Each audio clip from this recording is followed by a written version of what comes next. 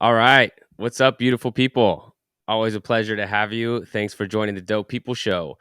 I'm Jacobi. I'm your host today, and we have a phenomenal episode with Space Coyote. They are a pre-roll brand, and the thing I really like about this company is they have targeted to the super stoner, and they don't even have a license. So we're going to be talking with their founders, Scott Sundvor and Libby Cooper, today on this episode. Stay tuned.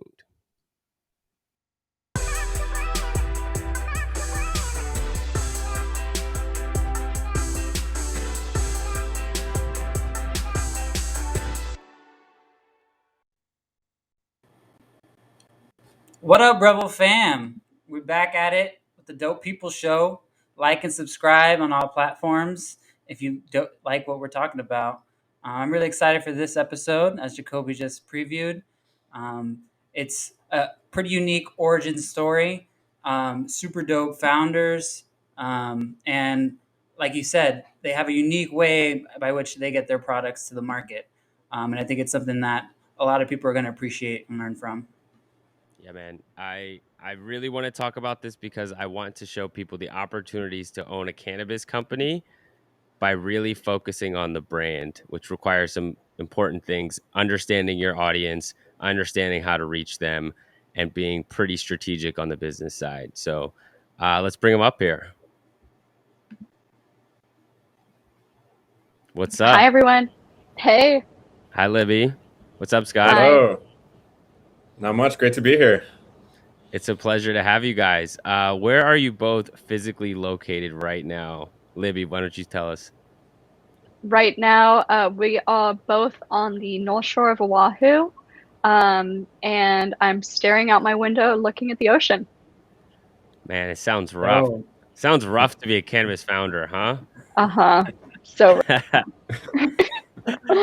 Truly. You guys split your time between Hawaii and California, right? Both of you? yep, that's correct. What's that like owning a company that primarily operates, what are they, in the main U.S.? The Yeah, mainland? mainland. That's what everyone, everyone I was calls like, it I've been to mainland. Hawaii. I gotta act like I know what I'm talking about. Uh-huh. What's it like kind of living that dual life? Scott, you want to go? Yeah, sure. Yeah, it's it's a lot of fun. We travel a lot as a result. We really just live the mantra or just that we have to be where we have to be at that time. So we both spend a lot of time in California, probably about half our time there. But having that, the ability to come back to Oahu and enjoy the nature, enjoy the health. We know a bunch of local farmers and get really good food, and that really has turned into a lot of the culture of our company too. Just this prioritization of health and happiness, and it started when Libby and I started Space Coyote. We thought, maybe we'll live in Hawaii for 3 months as we initially start the company, and now 3 years later, we're spending a lot more time in California than we were at the very beginning. But I think the whole world in the past year and a half has seen the ability of working remotely a lot more clearly than people used to think was possible. Yep, I feel that in my bones. Peter can tell you I've been back and forth from New York and Colorado way too much. I don't really know which one is home anymore. So I fully empathize. So let's get into it. I want to learn about you guys as founders and how you started this business baby. If I'm correct, you went to school at MIT and started a company prior to this, Scott, and then you linked up with Libby later to start this business. So before we even talk about Space Coyote, tell me a little bit about your original business and what you learned from that. Yeah, I learned a ton, but the original business was focused on health. We created products for people that have food allergies. So we created 2 products. One was a gluten sensor, another one was a peanut sensor, and it actually lets people test their food on the spot if they're out at a restaurant, and within 2 minutes they get a result saying this food is peanut free or this food is gluten free. And so it was just creating that, the potential for health for people in a way that they didn't have access to before. And through that was a hardware company. We also had a software component. We raised, around $20 million in total in the life of the company, had a team of up to 30 people, supply chain in the US, Europe, and China. And we're building this, honestly, an insanely complicated and difficult to build product, but we had to present it in a very, very user-friendly way. And so through that, I learned a ton about product launching. I learned a lot about the marketing and the branding side.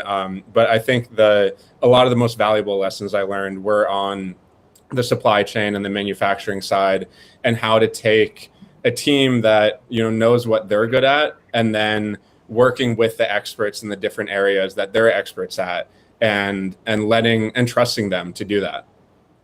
Right on. And then you guys actually have a pretty interesting story of how you guys met, starting at that original company, I think it was. Mm-hmm.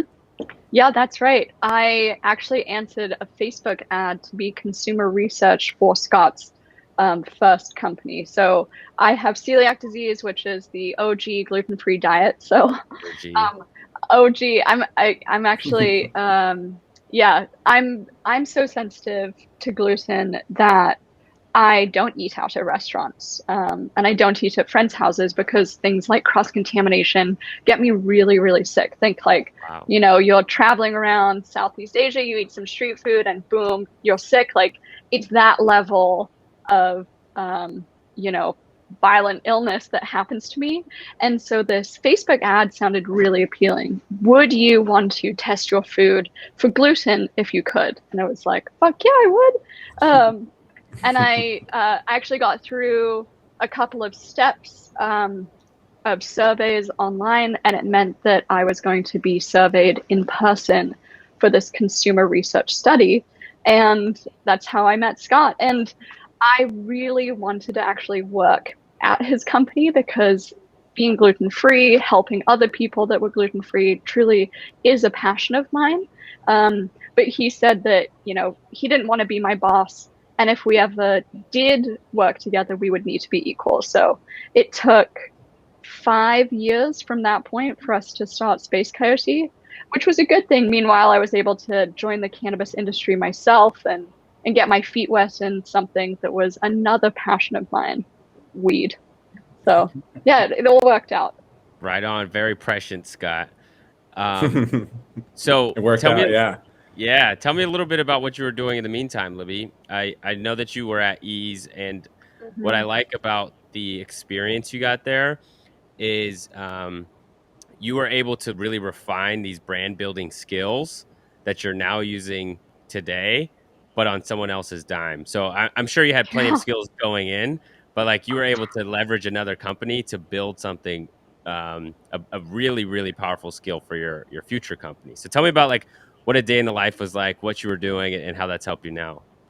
That you said it so well. It really was doing brand building and learning on someone else's dime. So I was able to create Eaze's own white label line of products, so do that brand development. I was also exposed to a lot of brands that were on the Eaze platform, and they needed a lot of brand help as well. So I ended up doing a lot of consulting on the side. So I was hustling. I was probably working too much, but I really loved it. And I was exposed to so much data about consumer buying behavior that I really saw, what was driving the market and what did consumers need and want, and where the gaps were. So it really helped Scott and I when we were starting our company to build a product that was going to be a guaranteed win.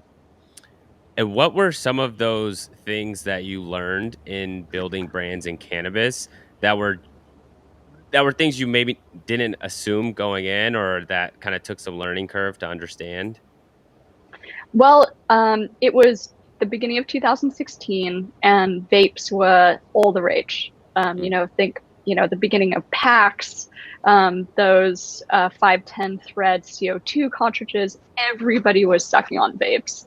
And I don't think anybody at that time would have thought, oh, the future is going to be pre-rolls, let alone the future is going to be infused pre-rolls.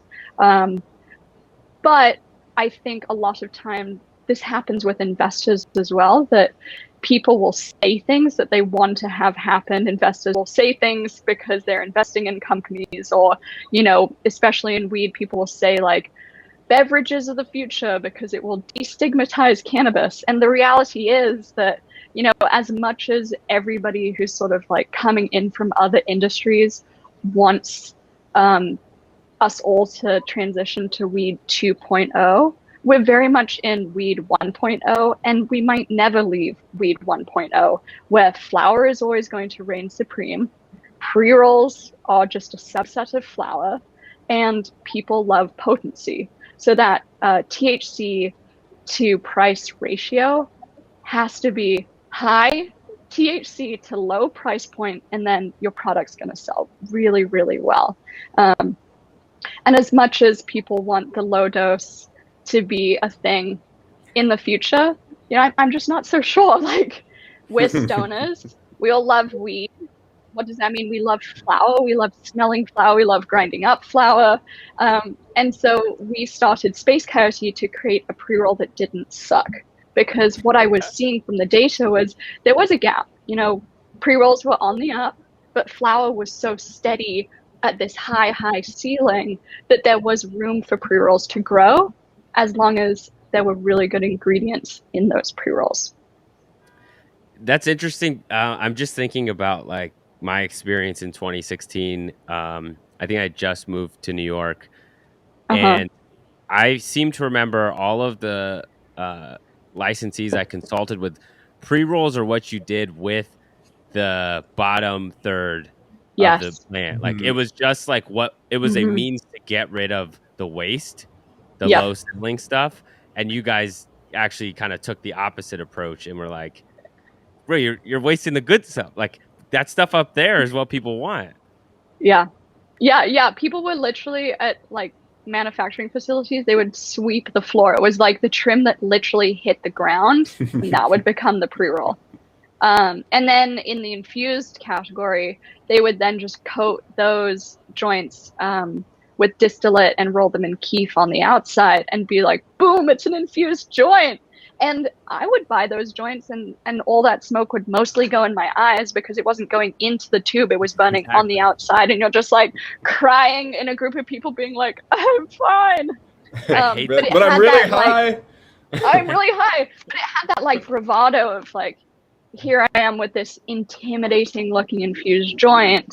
And at that time in the California market, it was 2018 when Scott and I decided to start Space Coyote. And they were just like, this doesn't make sense. And Scott, being an MIT engineer, was just like, this is such a simple thing. We just need to put the extract inside the joint. And I was on the side of, you know, well, let's just get some name brand extracts, and we just have to do some education around, well, why is it on the inside? What is the extract that we're using? But simply by just writing that on the packaging, people immediately got it. And there was a lot of brand adoption very quickly. So this is what Scott did. He's like that black guy that's famous on TikTok, like mocking people that overcomplicate it. And he's like, we're going to take it from outside and put it inside. And we're going to use high quality stuff. Yes. Crazy, but bear with me. Yeah. I love it. And it's interesting because even now, you know, we've slowly been climbing the ranks in California to become more and more of a big deal, more of a recognized brand, established. We're in, you know, most dispensaries that you would go into, and even brands, and I don't normally like doing this, but I'm going to name a brand, Fuzzies, made by Sublime, were like the top infused joint. And then they started coming out with naked fuzzies. So they were no longer fuzzies, and they had the joints infused on the inside. And I think it's, you know, more companies were catching on that it just doesn't make sense to do this exterior infusion. Yeah. It's not even an infusion at that point. It's just a coating. Literally. Yeah. So talk to me about literally the inception of Space Coyote. So Scott, you were at your other startup. How did you transition to, I've decided that I'm going to leave this and start a new thing?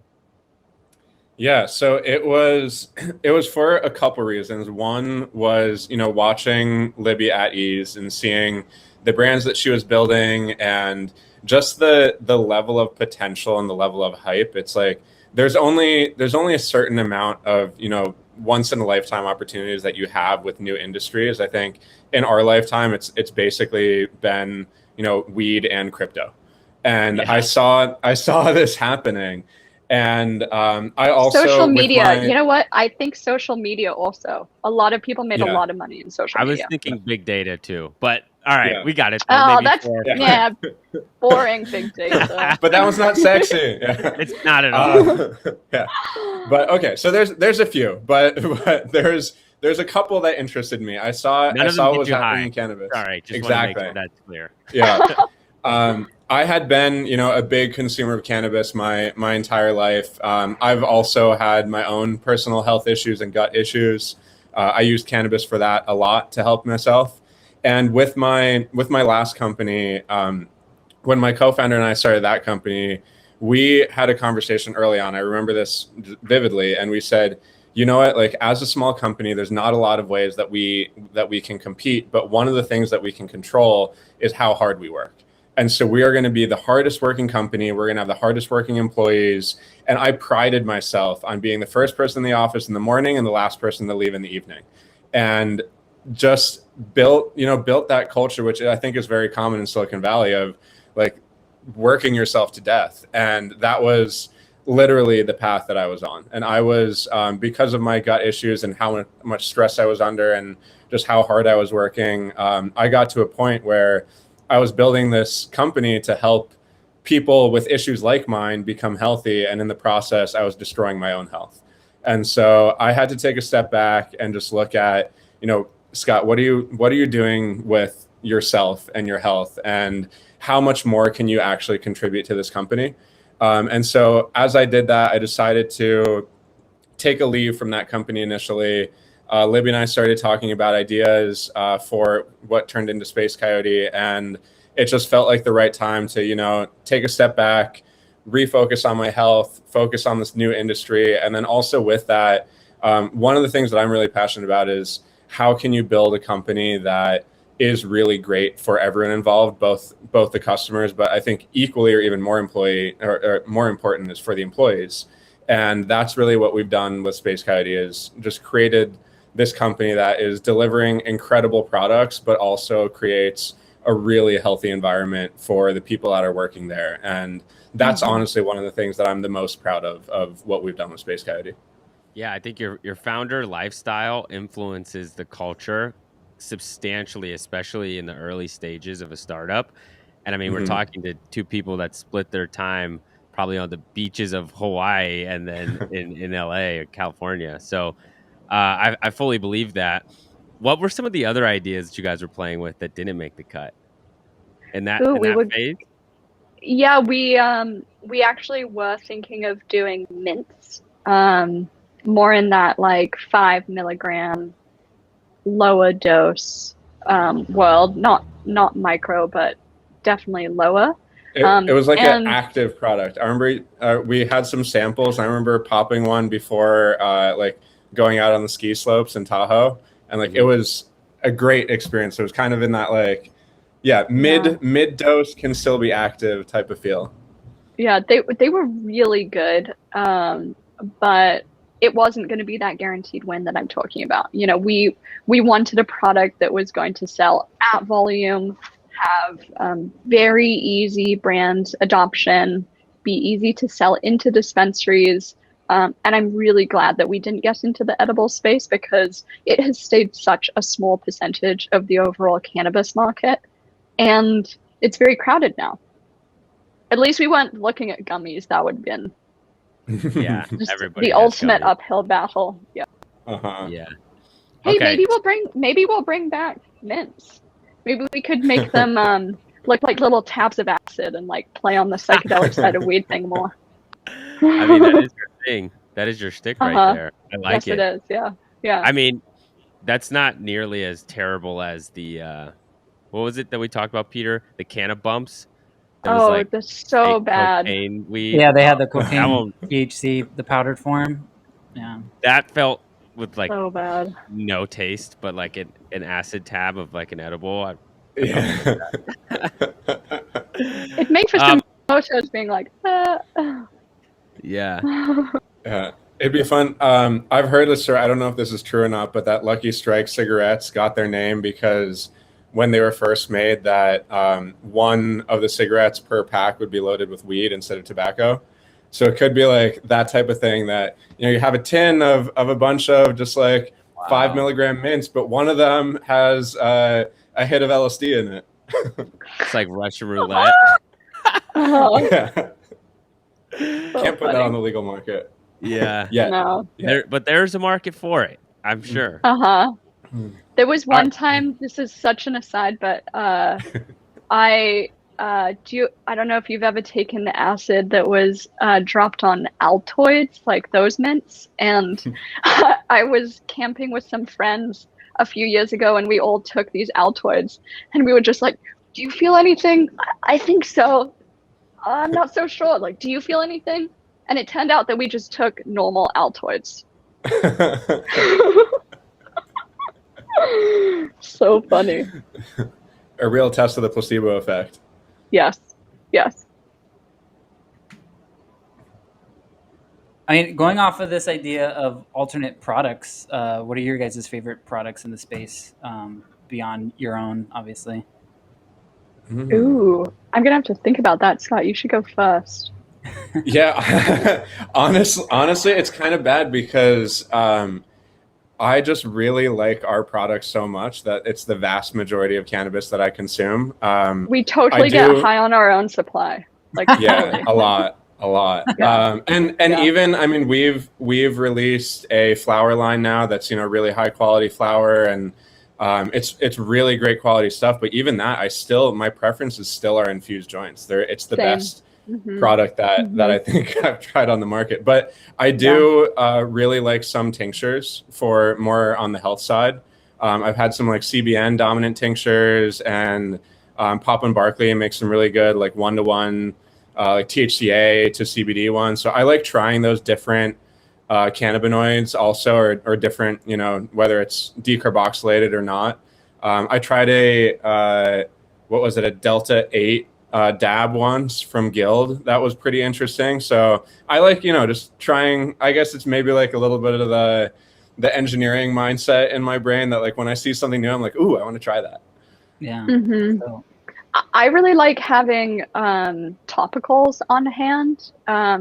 It's discontinued now, but the brand Whoopi and Maya had a like period specific balm that you could use if you were on your period, and it smelled really good. And I knew that they were going out of business, so I hoarded them for a while. But because it's such a natural product, they actually didn't last. So I wasn't able to like keep them for the years that I needed it. But I like topicals to just have on hand.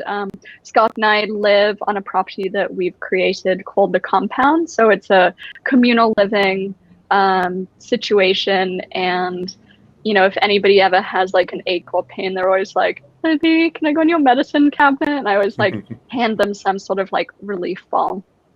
nice. Do you find that the transdermal patches help with menstrual pains as well? You know, I've never used them for that. The only time I've used those patches was for an Eaze shoot, actually. We had a model drop out last minute for some marketing material, and so I wore the patch, and it was just like a photo of my shoulder. But I got pretty high. It was a THC one, and then I was too high to go back to work. But I guess that's allowed. You can be like, sorry guys, I'm too high. I've done one cannabis model shoot, and same kind of thing. I was like a last minute fill for something else. But they were just giving like regular blunts to everybody during the shoot and like in the waiting room. And so then when it was finally my turn to be up, they're like, bro, you're way too high. Could you open your eyes, please? I was like, I don't know what you want to do. You gotta give me these blunts. Yeah, it's so real. There's a local food co-op down the road that sells CBD joints that are rolled in a very similar way to Space Coyote. So we use those for a lot of shoots. And then at the end, for like the final 20, 30 minutes, then we give the models real Space Coyotes. So Yeah. See, that's experience right there. yeah. Okay. So I want to switch over to understanding like how your business operates. There's two things I just really love. Well, there's many, but two I really want to get into is the brand and how you actually came up with how we're going to create this brand, more than the name, the look and feel, like who you Mm-hmm. actually are. And then Mm-hmm. also your specific business model, the fact that you guys don't have a license. So I want to start with the brand. I know the inception has something to do with Joshua Tree, which one would probably assume after meeting you guys, reading a little bit of the website, and hearing the name. Um, Mm-hmm. so tell me about like what was the experience that had to happen in order for this to come true? Yeah, so it was Scott's birthday, 2017. So we're, not launching Space Coyote yet. Scott's birthday, and we wanted to gather friends in the desert. And we ended up getting 25 people to Joshua Tree, and it happened to be a new moon that weekend at the same time that it was a meteor shower. So optimal viewing time. It was epic. And it was really epic. Everybody is just wearing the most gorgeous outfits, like embroidered dresses, big hats, just what people do if they're going on some sort of glamping weekend. And we brewed a big batch of mushroom tea. Those who partaked were really enthusiastic. Other people were just dabbing and smoking weed. And just picture this, we're traipsing through the desert. I kept being like, this is the type of content anthropology wishes that they could capture.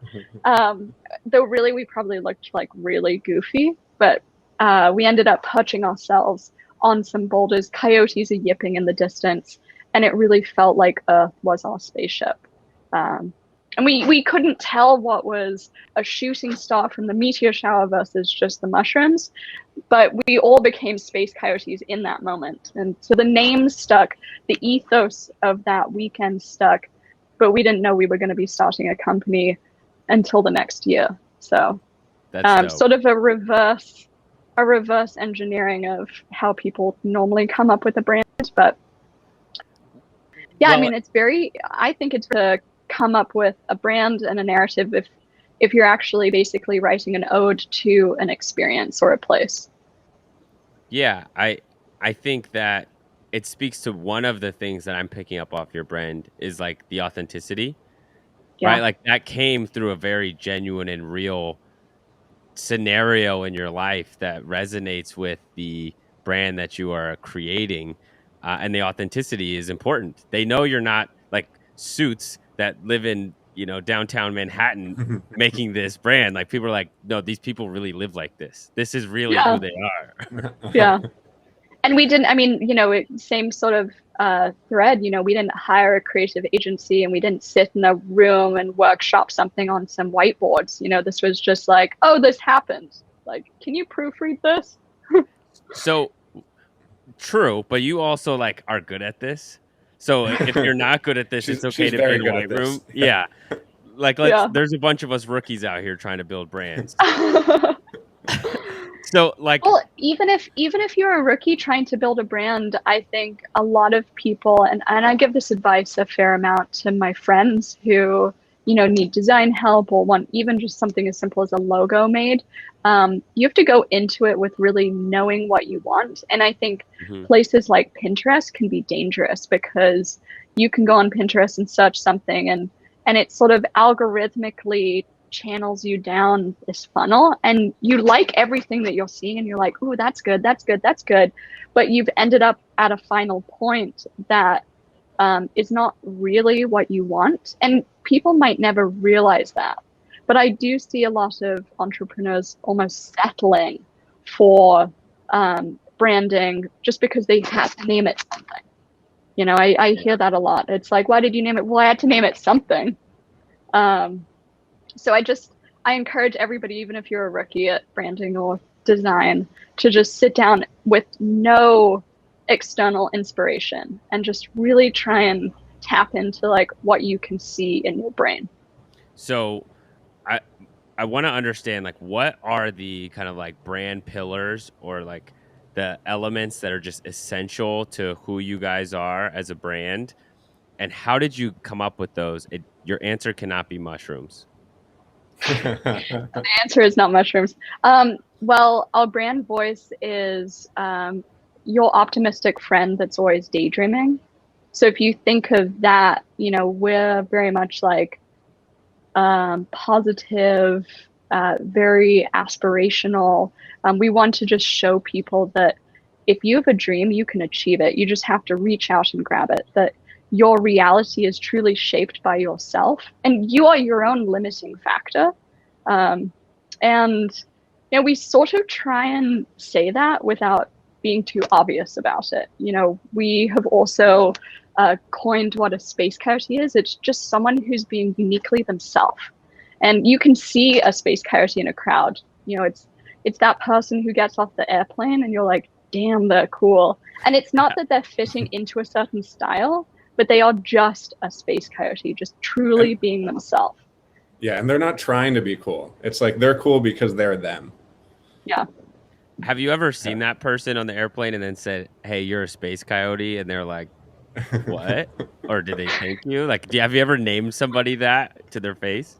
No, I haven't, but I will. If I'm with Scott or if I'm with someone else, I'll be like, check out that space coyote. Yeah, she does. She does all the time. Yeah. And also, I want to take a little step back from what Libby said too, because coming back to the authenticity piece and what Libby was talking about of like really finding that brand within yourself. I mean, from day one, we kind of joked that the Space Coyote brand was an extension of Libby's and my personalities, and it started as like a little bit of a joke, but it's totally true, and that's where the authenticity comes from. And I mean, I think we're both a little, you know, weird and like out there and like not your average cookie cutter person, but whatever anyone is, if they're true to themselves and they can bring that out in a brand, like I think when we were talking before, it's like a company or a brand doesn't need to speak to 100 million people. It needs to speak to 100 people really well. Just, I think you said that when we were talking earlier. Yeah. And that's exactly true, that like every person has that within themselves. And if they can find a way to bring that out, and that's why we don't think of Space Coyote just as a company selling a product. We're a company that is showing people how they can live the lifestyle that they want while still being stoners, or, you know, living their remote life, or doing whatever weird shit they love to do because that's who they are. Right on. Yeah. Well, so that said, in order to kind of exhibit that brand and that personality of the company, I realized that a lot of your strategy was probably experiential marketing, right? Like you wanted to show that lifestyle of the person that's just so cool and not even trying to, right? So then COVID happens shortly after you started this company. How did you guys kind of like adapt your brand and finding your humans now that everybody is stuck behind this monitor? Right. Well, I think that there's a lot to be said about still stoking out the bud tender and just making sure that they feel loved. We've always said that our number one customer is the bud tender. So that can be done with giving them samples, giving them apparel, making sure that they're fully educated on what the brand is. And no, I think social media is helpful, but we've never really relied too heavily on it. That we've gone through phases of posting quite frequently versus not. But it's more about that like human to human connection. And because we weren't able to do the experiential events during COVID, we just really focused on, okay, how can we still get the message to the bud tender? And how did you do that? Just through making sure that they got samples, basically if you can get them wearing your apparel and smoking your weed, they will be brand evangelists for life. I think that's a pretty strong philosophy. I'd agree with that Yeah. completely. Yeah. And the bud tenders tend to be like the super stoners, Yes. right? Yeah. Like that they really are. If I were to generalize, often you're like target demo. Yes. Yeah. Yeah. Yeah, One exactly. thing. They are the ones. Yeah. One thing I like to do too, it's this, I think can be kind of just like general advice for anyone starting a brand is any shop that we're in, I like going in and just being a secret shopper. And I ask the bud tenders, oh, what joints do you recommend? What infused joints do you recommend? And a lot of times they say Space Coyote, and I'm stoked about that. And sometimes they say another brand, they'll say, oh, and then I'll ask them specifically about Space Coyote. And they might say, oh, I haven't tried it in a while, so like I can't say that much about it. And then at the end of it, whether they said Space Coyote or not, I buy a Space Coyote, and at the end I say, hey, I want to let you know, like, I'm really thankful for the feedback that you gave me, because like, and it's sincere, like honestly, like I'm thankful for that feedback. It's great to hear the bud tender's perspective. And then I hand them the Space Coyote and I say, like, I want you to try this. I'm the founder. Like, try it. If you like it, recommend it to someone in the future. But like, I can guarantee you're going to like it because it's a really good joint. That's a pretty slick move right there. I bet it works all the time. Yeah, I wish that I just like had more bandwidth to do more of that. But I think anything that people can do to like touch their customers directly like that, it makes such a big impression. And it's so important also for, I mean, in the beginning, Libby and I took all of our sales meetings ourselves. The first probably 20 dispensaries that we were in, it was Libby and I, and every single one of those meetings, getting that feedback from the buyer. And like, you have to do that as an entrepreneur early on. Yeah. And that's, it's not a glamorous thought, it's you going into this dispensary and being like, hey, is the buyer in? And they're like, oh, he's busy, but you can wait. And then you don't know how long you're waiting, and you're driving around the state. So it's, it's very different. Gotta hustle. From, that's that grittiness. yeah, it's different from the worlds that we came from. Yeah. I see how sometimes this could be annoying. I think Gary Vee is like a bit obnoxious sometimes, but he's super insightful. And he always says it's about scaling the unscalable, which is those touch points. It's like, I'm now the CEO of this business. I'm busy as hell. There's people who like rely on me for their paycheck every day, but I need to figure out how can I have these personal connections with people more and more and more, even though I only have so many hours in a day. And scaling that unscalable is a really fine balance, because to that example you said, it's so important. It's probably one of the most important things. Yeah, it totally is. All right. So when it comes to the brand, you guys really kind of built an extension of yourself. The product lends itself very well to the extension of you guys, and being kind of the optimistic friend. But you both come from, I'd say, roles where you're used to like user testing and consumer testing. So I know you just gave me one example about like how you continuously get feedback, but when you were in the early stages building a brand, how did you guys do like product and consumer testing and try to like refine what you're working on, especially like as an engineer, right? Like, how did you perfect that besides smoking a ton of J's?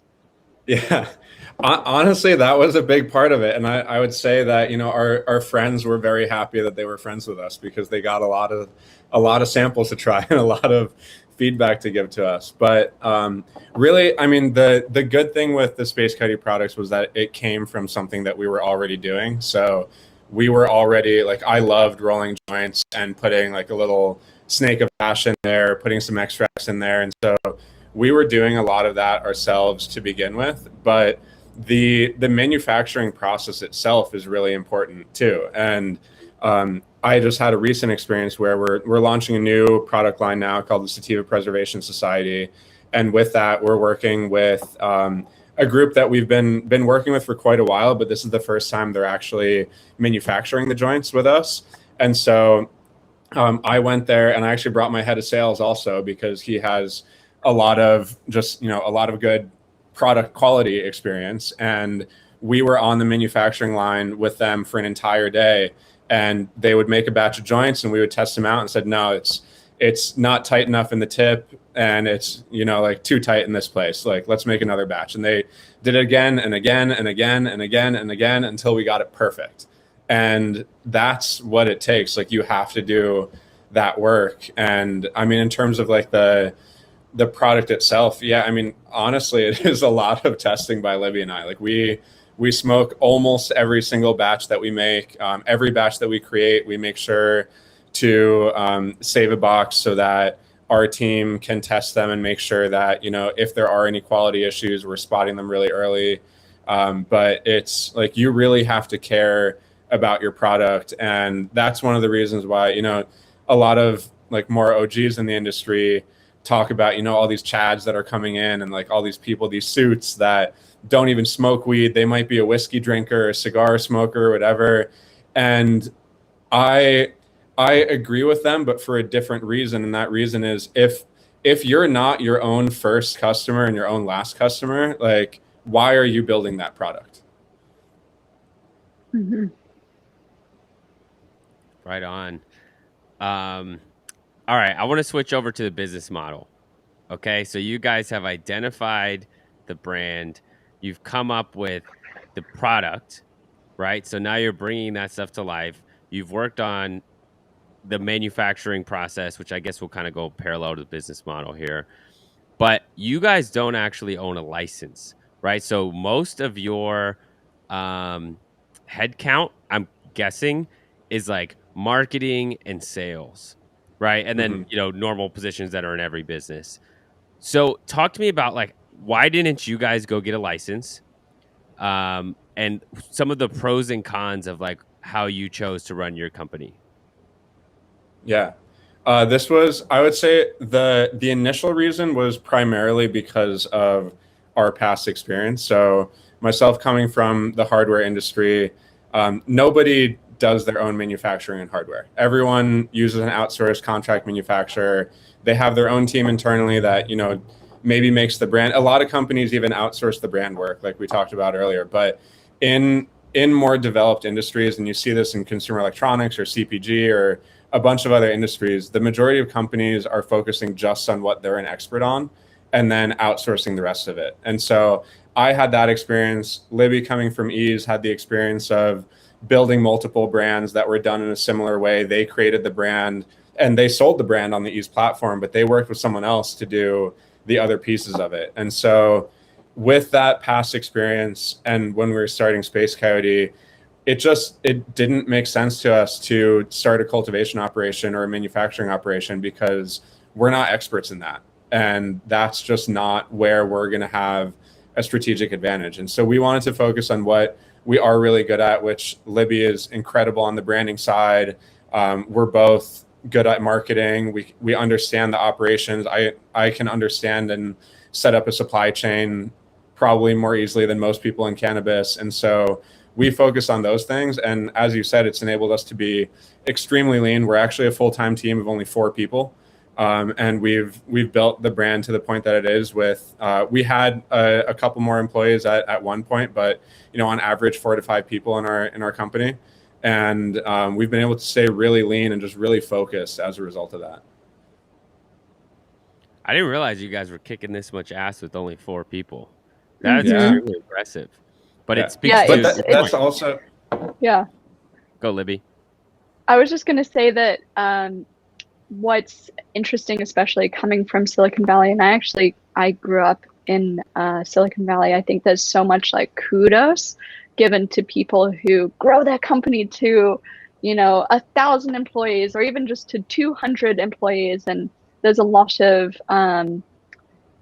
just congratulations unnecessarily for that metric, where I think it's much more impressive to have a multi-million-dollar business that's profitable with very few people. And then if there's ever an acquisition or some sort of public exit, like an IPO, it's a hell of a lot better if you've got less people. You just have less people on the cap table, and then everybody is like, really has this invested ownership stake in the company. Yeah. And I do want to add too that this is only possible because of the quality of the partners that we work with. And so one of the things that we've believed in since day one is really collaboration in the industry. And there's so much room for growth in the industry that, like, yes, there is competition between brands, but like, we really don't need to be competing against each other. Let's be working with each other. And so like we have two primary partners. One of them is called Possible, another one is called Miss Parker's Flowers. And if it wasn't for those relationships and other relationships like that we formed over time, like we wouldn't be able to do what we do. But we trust those guys. We think that they're incredible. They trust us. And because of that collaboration, that partnership, we're able to do so much with this, tiny team of 4 that we have. I love that you brought it back to the manufacturers and partnering there, because when Lulu and I started Revel 5 years ago, one of our problems was everybody is out for each other's necks. Like, we choose Mm-hmm. collaboration. Like, I want to be around people I want to work with, which Yeah. means, as you guys know, in cannabis, there's a bunch of assholes. So you got to like choose properly. But like, if you come with the good energy and you do your part and set your intention to be collaborative, I think it just opens up a world of like people that have been keeping everything so tight and close to themselves. Like, I know people that are in communities that want to get into the cannabis industry that are extremely knowledgeable, that choose not to share it because, like, well, I wouldn't want a license. I'm like, yeah, cool. You think you're Yeah. gonna be the only dispensary in New York? Like, Yeah. come on. Like, there's a bunch of other people. Like, we should be all working together to build an industry we want. Nobody could do it by themselves. So I appreciate you Yeah. saying that. Yeah. Um, another piece I just want to understand a bit more is the actual logistics of your supply chain and relationships with these guys. And the reason I do is, most of our audience is on the East Coast. East Coast is really heating up here. And like I've said to you guys many times, I just love your business model because you're specializing. Just do what you do well. You don't need to like, just because you're good at branding, you don't need to have a vertically integrated entire operation, right? Mhm. But those partners are essential. So, would you care to share, like, how does that relationship work? Right? Like, are you white labeling their products? Are you paying them up front? Like, what are some of the things that people can learn from you guys about how you partner with manufacturers? Yeah. So we have 2 primary ways of partnering that we use, that are both a little bit different. One is where, with I think the Sativa Preservation Society example that we're launching now, where we work with a cultivator that also can manufacture, and they grow the product, they manufacture it to our specifications, and then they ship it to our distributor from there. So everything is still within our specifications, our quality standards. Design the packaging, give them the SOPs, all of that, but we're trusting them to know how to do their expertise right. The other way that we work is, where we'll work directly with a manufacturer, and then we work with them to source material to our specifications. So we've worked with, over the course of our company, probably close to 100 different cultivators that we've bought flower from. We've had collaborations with, what now, Libby, 7 or 8 different extract brands. Mm-hmm. There's been a few extract brands in addition to that we've bought extracts from. So everything, at least with the way that we do it, everything is done to our specification to start. So we don't necessarily go to someone that has something and then say, okay, how can this fit into a Space Coyote product? We say, okay, this is how Space Coyote products are made, and then let's work with you to adapt you to our process, which that's the model that I was familiar with from like consumer electronics and CPG, and it's worked really well. The not having a license definitely does introduce complications from time to time, but again, we are able to work with and partner with these licensed companies that do work really closely with us, and the great thing is too is that we're relying on them, but they're also relying on us, because we both help each other's businesses, and so it turns into this thing where there's really good reciprocity on both sides, and so we're always, from both sides, working to figure out, okay, how can we help each other as much as possible while still helping our own business grow and succeed. Got it.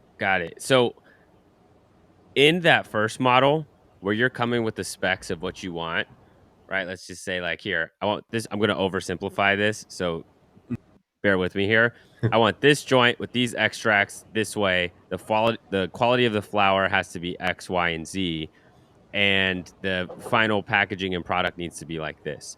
So you guys went and did your consumer research, your smoking J's, figuring out the specs that you want perfectly. Are you literally writing out SOPs for people? And like, how long or robust are those SOPs? Just so our audience has context of what that it looks like.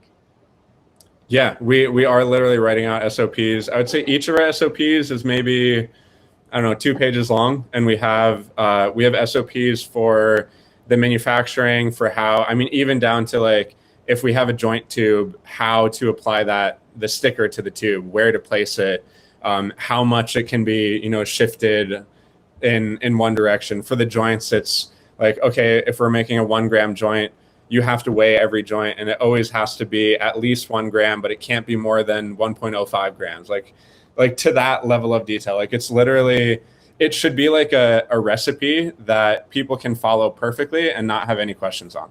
And of course you miss things, and the manufacturer comes back and says, hey, like you didn't specify if you wanted us to do it this way or this way. And they go, oh shit, okay, I'm going to add that to the SOP and send it back. But we do it really detailed.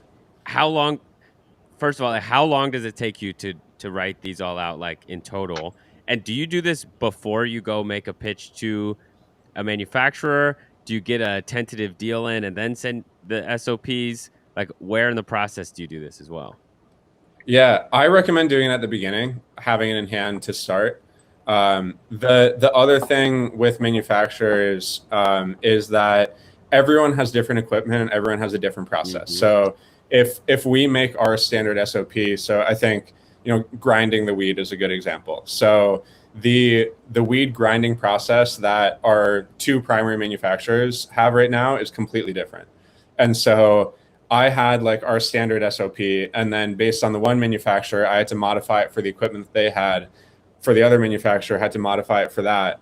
And but I mean, the SOP is honestly the most difficult part of it is just figuring out like the initial format. And once I had that down, like I can sit down and write a new SOP for a new product in, I don't know, half an hour. It's like, it's pretty quick, but it saves you so much time and so much effort down the road.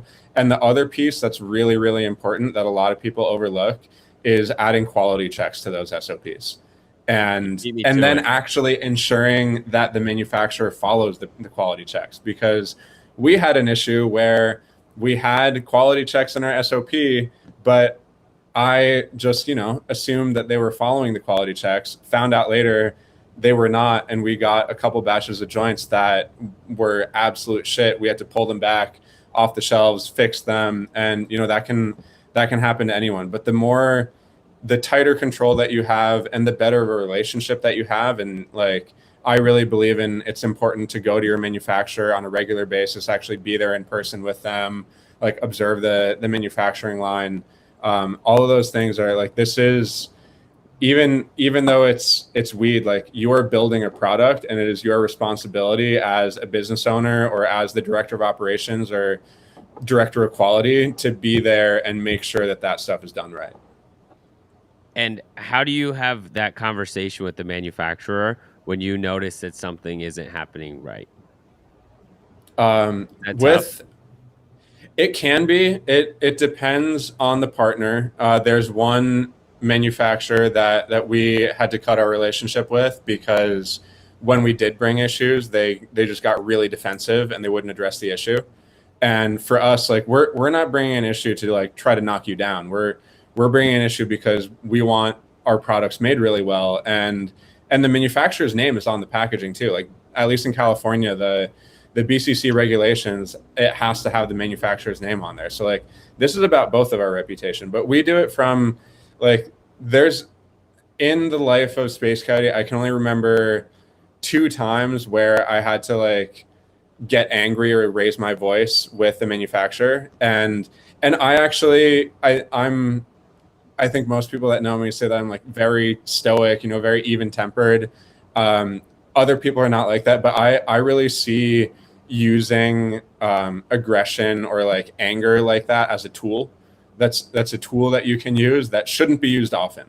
but in certain situations, like as long as you're still like calm within, then you can use that as a tool to really express. I mean, it's the same. I've heard studies about that, when people use curse words in sentences, that those sentences are taken more seriously. And I think it's the same thing, that like typically I think it's always best to just bring it really calmly, say, hey, here's the issue that we identified, this is how we think we can fix it, this is the timeline that we want you guys to work within. But if that doesn't happen again, and then maybe again, then like, yeah, it's time to escalate it. And I think each person has their own style how to escalate it, but the more I think collaborative that you can be in anything like that, the better the reaction is going to be. For sure. Nice. I appreciate your thought process of using it as a tool. Because as long as you're in control, all your emotions are valuable. You don't have to like press things away. 100%. I have one other line of questioning I want to understand. So you could be as transparent as you want, but I'm not asking for like numbers or percentages, but I want to understand how the money flows when you are partnering with these groups, right? So from the consumer side, they're paying whatever the price is at the counter, and then that flows back. So when in your relationships with a licensee, are you are you setting your price per unit? Are they setting it? How do they factor in their margin? Like any transparency to like thinking about how to structure a deal like this if I'm an entrepreneur sitting on the sidelines thinking about doing this. Yeah. The simplest and most straightforward way that I found, which like the old adage of, the simpler you can make it, the better it is, I think is 100% true. Mm-hmm. The most straightforward way that I found is that I truly believe that like any manufacturer, any partner that we work with, they have to have a good margin on their own, because I want their business to be successful.